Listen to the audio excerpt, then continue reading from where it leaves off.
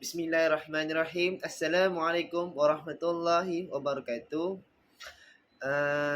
Kami daripada Kumpulan 8 akan membentangkan tajuk yang diberi iaitu Hak Keistimewaan Orang Melayu. Kelas kami MPU 2162 merupakan kod subjek pengajian Malaysia kedua.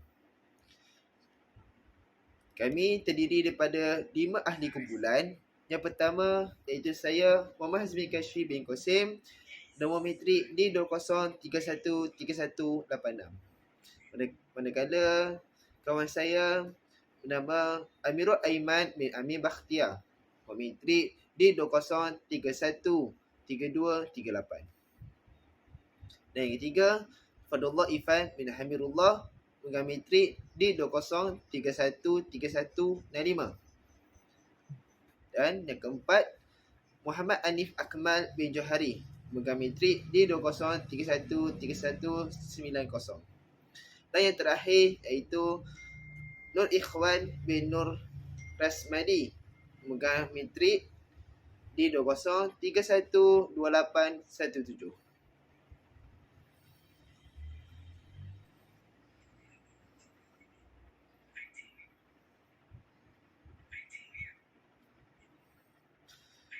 Okey, saya akan masukkan slide seterusnya. Okey, slide yang seterusnya iaitu asal-usul. Perlembagaan digubal berdasarkan laporan Suruhanjaya RED. Suruhanjaya itu yang telah dibentuk untuk meletakkan dasar bagi sebuah perlembagaan untuk kemerdekaan yang belum selesai. Melancarkan laporan tersebut pada tahun 1957 sebagai Laporan Suruhanjaya Perlembagaan Persekutuan Tanah Melayu 1957 atau Laporan Suruhanjaya RED. Dalam laporan itu, Suruhanjaya RED menyatakan bahawa peruntukan harus dibuat dalam perlembagaan untuk menjaga kepentingan sah komuniti lain. Namun, Suruhanjaya merasakan sukar untuk mendamaikan terma rujukan jika perlindungan kedudukan istimewa orang Melayu secara kekal kepada satu komuniti sahaja dan bukan kepada yang lain. Yang seterusnya iaitu siapakah orang Melayu. Orang Melayu ni ada 4. Yang pertama, seorang yang beragama Islam. Yang kedua, bertutur dalam bahasa Melayu. Dan yang ketiga, mengamalkan adat istiadat Melayu. Dan yang terakhir, lahir sebelum hari merdeka sama ada di Persekutuan atau di Singapura, atau pada hari kemerdekaan dia bermustatin di Persekutuan atau di Singapura. Baiklah, seterusnya nama saya Amirul Aiman bin Amin Bakhtiar, nombor metrik D20313238. Saya akan membentangkan tentang keistimewaan hak orang Melayu. Orang Melayu merupakan bangsa yang iaitu penduduk asal di negara ini dan rakyatan. Dari situlah nama Tanah Melayu terbentuk. Orang Melayu merujuk bangsa Melayu yang merupakan bangsa asal di negara ini pada suatu bangsa dahulu. Orang Melayu pada zaman dahulu merupakan bangsa yang terkenal dari segi pelayaran, seni bina dan seni halus.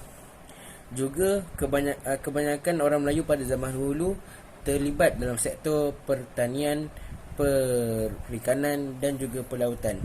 Mereka telah membuka kawasan hutan dan pendalaman menjadi kawasan penempatan dan pusat pemerintahan.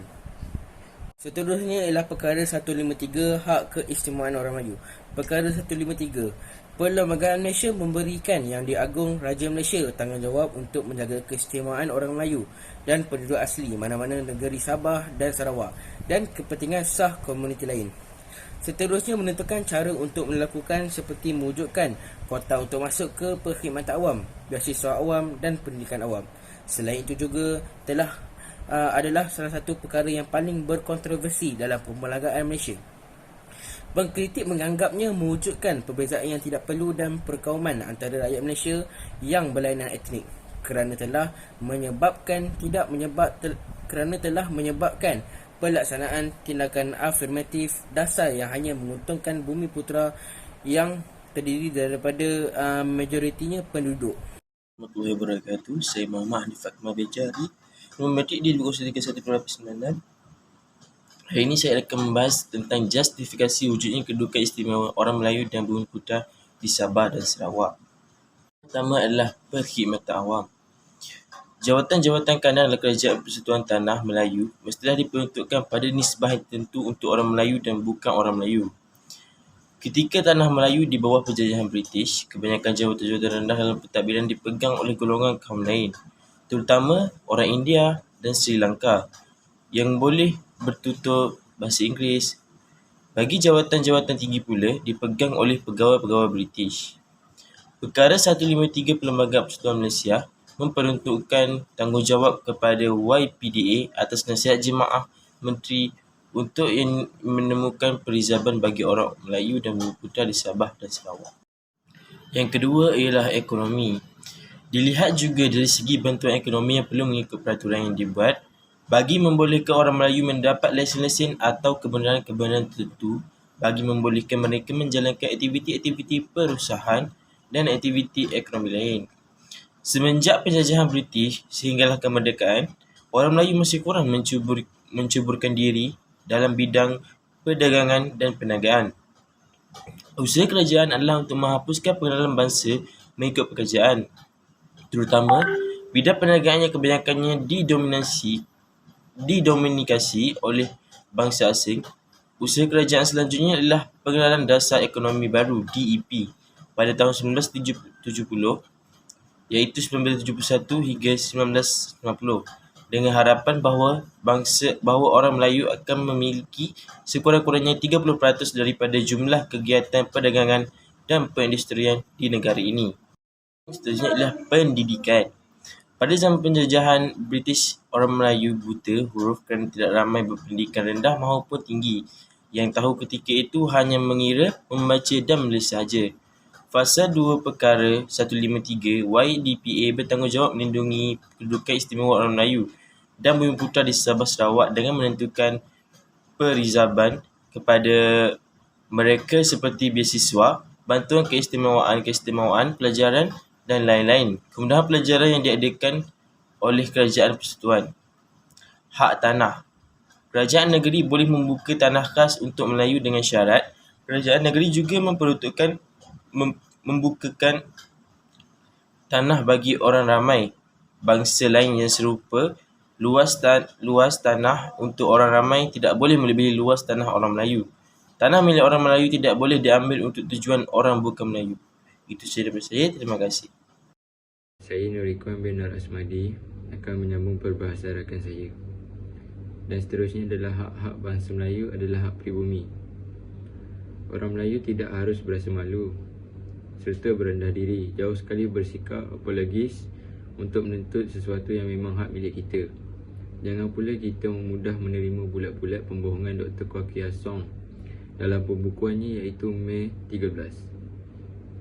Pembukuan ini bertujuan untuk membangkitkan satu revolusi yang menafikan hak dan kekuatan sejarah orang Melayu pada sejarah 13 Mei 2007.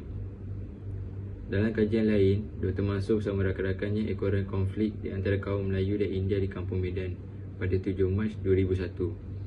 Dr. Mansur tidak menafikan langsung punca asas ialah salah faham dalam salah tafsir mengenai satu kemalangan di Kampung Medan dan kemudiannya ketegangan akibat kes kenduri. Bagaimanapun, penelitian yang mendalam mendapati kes Kampung Medan berpunca daripada masyarakat India dan Melayu yang dihimpis kemiskinan. Seterusnya, Islam adalah agama rasmi. Agama Islam adalah agama persekutuan. Tetapi agama lain boleh juga diamalkan dengan aman dan damai di mana-mana bahagian persekutuan. Contohnya di tanah Melayu sendiri, di negara kita. Agama rasmi di negara kita ialah Islam.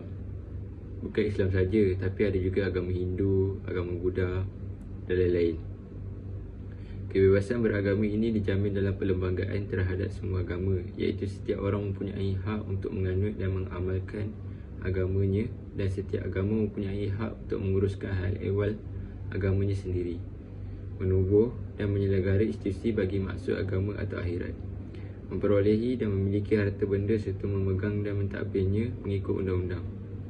Oleh sebab Islam diterima sebagai agama bagi persekutuan, pihak kerajaan sama ada kerajaan persekutuan ataupun pihak kerajaan negeri mempunyai kebebasan, kuasa dan keistimewaan untuk menubuhkan atau menyelenggara atau membantu penubuhan institusi Islam dan melaksanakan ajaran dalam agama Islam serta mengeluarkan perbelanjaan yang diperlukan untuk tujuan itu.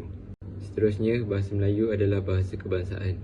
Bahasa kebangsaan ialah bahasa Melayu dan hendaklah dalam tulisan yang diperuntukkan melalui undang-undang oleh Parlimen dengan syarat bahawa tiada siapa boleh dilarang ataupun dihalang daripada menggunakan, yakni selain bagi maksud rasmi, atau daripada mengajarkan atau belajar apa-apa bahasa lain dan kerajaan negeri untuk memelihara dan meneruskan penggunaan dan pengajian bahasa mana-mana kaum lain di dalam persekutuan.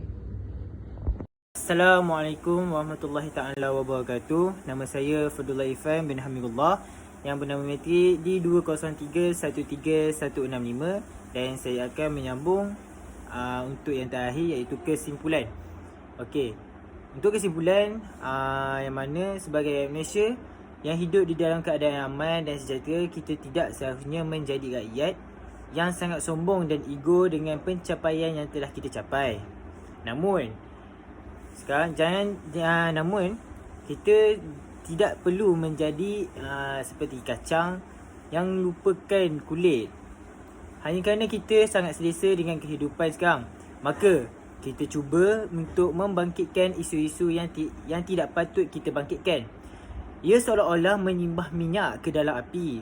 Keamanan yang kita nikmati kini adalah kerana pengorbanan pemimpin serta rakyat yang hidup pada zaman dahulu.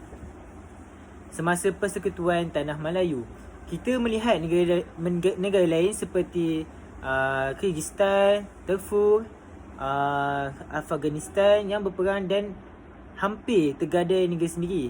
Dan jangan kerana perang sekecil ini kita juga akan merasai kehidupan seperti itu dalam keadaan perang. Banyak perkara yang lebih penting patut kita kisahkan seperti isu kepanasan global, yang makin meruncing ataupun globalisasi yang telah menghakis budaya bangsa Malaysia, di mana ia dilihat sebagai satu penjajahan bentuk baru yang telah dilakukan oleh negara barat bagi menjajah kita. Mentaliti biarpun bukan secara fizikal. Perkara sebegini lebih patut kita risaukan kerana ia mampu untuk mengugat kestabilan dan keharmonian negara Malaysia. Juga ia tidak dibendung. Itu sahaja daripada saya. Sekian. Terima kasih.